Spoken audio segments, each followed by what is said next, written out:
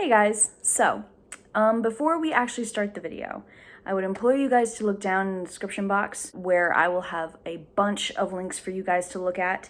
They will all be pertaining to the genocide going on in Gaza right now, the genocide going on in the Democratic Republic of the Congo right now, and the war in Sudan right now. All right, currently, right now, in Gaza, the death toll has surpassed 10,500.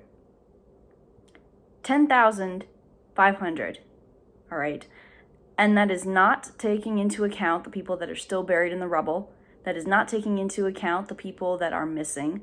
And that is not taking into account the people that are not being buried through the hospital system. And that's only what's going on in Gaza right now. All right. So, like I said, I would really, really appreciate it if you guys would go down to those links. Even if you don't look at them, share them, talk about them. So, I hope that you guys will look at those links, and I hope that you guys enjoy the video. Hey guys, it's Emma, and I'm back today for you with another video. And today I am doing my a little late October 2023 wrap up, all right? I did a lot more reading in October than I did in September, which so thankful for that because September was such a dry month. I'm just gonna be talking to you guys about all the books that I read last month, okay? So before we start, I would really like to direct y'all's attention down to the description box. They will be full of links of what is going on in Palestine right now as of the moment, what is going on in the Congo right now, and what is also going on right now in Sudan. Also, down in the comments, let me know if you guys have read any of these books, whether you liked any of these books, whether you didn't like any of these books, whether you agree or disagree with anything I have to say about these books. The usual, okay? So with that being said, now let's get on to the video. Okay, so the first book that I read for the month of October was Boys, Beasts, and Men by Sam J. Miller. This is an anthology of dark horror queer stories. I DNF'd this book at 66% on page 201. Therefore, because I got halfway through it, I rated it, I gave it 2 stars. I was just supremely underwhelmed by this book, I think. I loved how every single one of the stories started out, but unfortunately, the endings were just incredibly subpar. I wished that a lot of these stories had been full-length novels instead of just an anthology. I was bored. If I didn't skip the story, then I was incredibly unsatisfied by the end of it. The next book that I read for the month of October is probably one of my favorites, I'd have to say, that I read this whole month, and that is The Last Action Heroes: The Triumphs, Flops, and Feuds of Hollywood's Kings of Carnage by Nick de Semlyen. This is essentially a behind-the-scenes book of the action genre and the action clique, I guess, of the 80s and 90s, following all the iconic action stars. I give this book 4 stars. I absolutely loved this book, okay? I had so much fun reading this. It was hilarious, all right? It was really nostalgic as well, because I grew up watching action movies with my dad, like 80s and 90s action movies, so to see, like, you know, so many of the iconic ones talked about in here with all of, like, you know, the behind the scenes trivia and all the tea and the drama that was going on. It was just so much fun. Okay, the only things that I had to say that were the things that made me dock off a star was that the ending was very abrupt. We were talking about one of Arnold Schwarzenegger's movies, and then just all of a sudden, Elfine, I was like, oh, okay, I mean, shoot, all right. Don't let the door hit you on the way out, I guess. Damn. Another thing that I noticed that was kind of annoying was that everybody else, aside from Schwarzenegger and Stallone and maybe Van Damme, did not get, like, the build-up from their childhood that these 3 did. I was side-eyeing a little bit because this book talked about how Stallone came up, how Schwarzenegger came up, how Van Damme came up, and, like, talked about their childhoods. We didn't really get that with Bruce Willis, Steven Seagal, Jackie Chan, Dolph Lundgren, Chuck Norris, or anybody else that he talked about, you know, which I felt was a little strange considering just how much time and energy we got from Schwarzenegger, Van Damme's, and Stallone's backstories. There were, like, pictures from, you know, like, behind the scenes and, like, movies that they've done. So I would say that if you are a fan of 80s and 90s action movies, or just action movies in general, you should definitely try this book, okay? It's just gonna be a nostalgic time. Don't get me wrong. He Who Shall Not Be Named is in this book a lot, and I'm not gonna lie. It did take all of the willpower that I had to not skip his sections, because I was like, I just don't want to fucking read about you. But what are you gonna do? The next book that I read was a book club book, and it is Bad Cree by Jessica Johns. This is about a Cree girl named Mackenzie who has very disturbing dreams. And as these dreams get more and more disturbing, she, finds that she is able to take stuff from the dream world into the waking world, if not for a couple seconds. And so she gets very scared, obviously, and so she goes back to her family that she left for reasons, in order to try and figure out how she can exactly stop these dreams. I gave Bad Cree 2 stars. I think it's a pretty decent debut book, okay? I had a review out for this book. It'll be up here somewhere. But I have to say that I was pretty disappointed with this book, okay? I liked the horror aspect to some degree in here, okay? I thought it was so cool that it was derived from Cree culture. I loved the aspects of Cree culture that we got in here.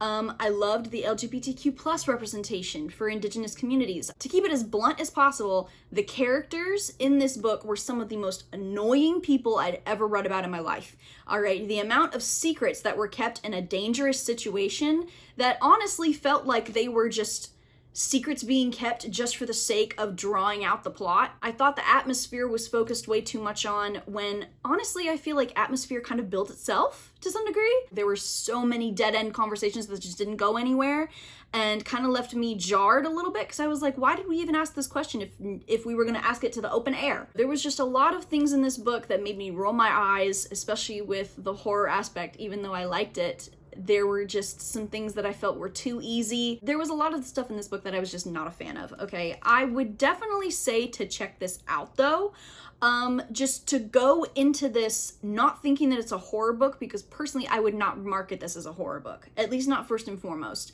I would market this book as like a coming of age story, or a coming to terms with grief story with a side of horror. The next book that I read for the month of October was Paul Takes the Form of a Mortal Girl by Andrea Lawlor. This is about Paul, who is a bartender at a gay bar, and he has the ability to shapeshift, meaning that he can shift his gender and his body at will, and he uses this while going across country in order to find adventures. I gave this book 3 stars. I did not like the first half. I thought the first half was incredibly boring. If this book had not been a book club book, I would have DNF'd it in the middle of this part, all right? The second half, however, I loved. This half followed Paul when he was in the women's retreat and when he moved to San Francisco, and not to mention this part also delved more into Paul's personality and him simply wanting to pass as the gender that he subscribes to, and I loved that. I loved Paul's character in general. I really did enjoy his character, because even though he was messy and flawed, he was just so interesting to follow. Overall, I think I just wanted more out of this book, like probably more character development from maybe Paul, honestly, or like the side characters, or more, I guess, delving into what else he uses the shape-shifting abilities for, other than just a way to get sex. I don't know if I can necessarily identify to anybody what thing I wanted more of, except maybe those more general things. I just know that while I did like this book, I wanted a little bit something extra. Just a little bit. Next, for the month of October, I read Binti, the complete trilogy by Nnedi Okorafor. This is about a girl named Binti who is on her way to this extremely prestigious alien university when her ship is attacked and everybody except her massacred. And essentially she has to try and broker peace between the people that killed all the people in her ship and the university. So she has to try and broker peace, and then she has to try and maintain peace, because now she is not only just a background character in this whole war that has now come to her attention, but she is now the forefront and essentially pushed into the position of protector of this truce, and it's a lot. I gave this book 3 stars. This book was great. So the first book, which was Binti, I gave 2 stars. Binti Sacred Fire, I gave 4 stars. Binti Home, I gave 3. And then Binti The Night Masquerade, I gave 2. There was a lot about this trilogy that I liked, and there was a lot about this trilogy that I didn't like. Binti, the first book, I loved the first part with all the world building and everything, and then the second part kind of took a nosedive because the pacing issues started to come up with how the book was so fast. And the consequences didn't necessarily meet the scale of some of the actions that were done in this book, which didn't really make any sense to me. Sacred Fire, which was the added novella, I loved that one. That was my favorite because it delved more into Binti's PTSD and her culture and everything. I loved learning about Binti in that book. I loved Binti in total throughout this whole trilogy. Home, which was the technically second book in the trilogy, that one has to be my favorite out of the three main books, okay? Because that one, we learn more about Binti's culture. And then Binti, the Night Masquerade came on. And that was the third one, and that was the one that I had the most expectations for, okay? Because that one had to deal with her destiny being culminated. And unfortunately, I was let down severely because there's a lot of stuff in this book that happens that are severe plot points that have been built up this entire time that to me just fell flat. And I was so disappointed by one especially, okay, considering the Night Masquerade. And if you know, you know. Even though I gave half of the books in this series 2 stars, I still really enjoyed it, okay? I loved Binti. I thought she was awesome. I loved all of the different languages in here. I loved all the different aliens. I loved everything in this book. It's just the execution of some of the machinations in here were just a little bit underwhelming for me. Okay, so the next book that I read for the month of October was Hellboy Volume 1, the Omnibus edition by Mike Mignola and John Byrne. This is about Hellboy, who is the son of the devil, and he is fighting in this secret organization that's attached to the FBI. He's a paranormal investigator, and I gave this 4 stars. I, admittedly, hadn't seen like the Ron Perlman's Hellboy until pretty recently, maybe like 2 months ago or something like that. And I was like, you know what? Everybody talks about it. I like Ron Perlman, I like Selma Blair, I like Doug Jones. Let's watch it. For all of those people out there who said that they got their first introduction into the monster romance genre because of Ron Perlman's Hellboy, I get it. Girl, I get it. So I was like, why don't I read the damn comic? I'm taking a comics books class in college. Why don't I read the damn comic book? And I loved it. All right, first of all, the art style is great.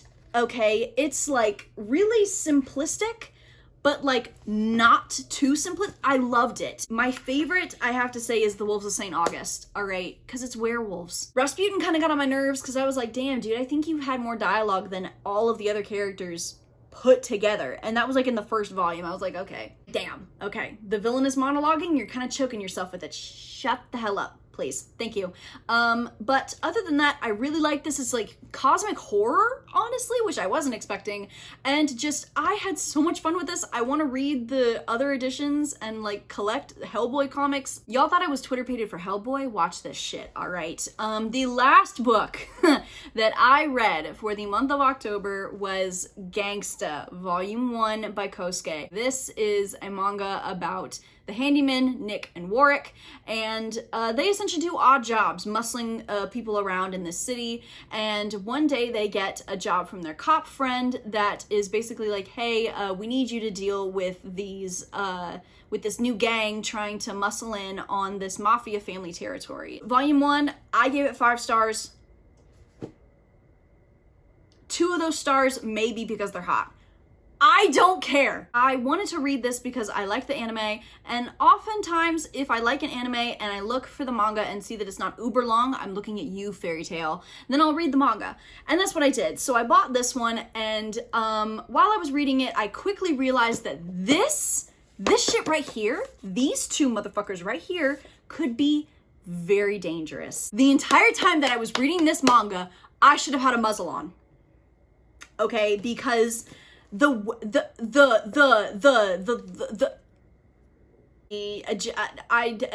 with swords. I'm definitely gonna be reading the next couple issues of the manga, okay, because this I need more, girl. So you guys, those were all of the books that I read for the month of October. I hope that you enjoyed. I hope that you guys will take some of the recommendations because I think that I read a pretty good amount of good books this month. I hope that we all have a better reading month in November, and I hope that you guys have enjoyed. I hope that you guys will continue to look out for more stuff on my channel. I hope that you guys are staying safe, first and foremost, and I hope that you guys have a good rest of your day. Goodbye.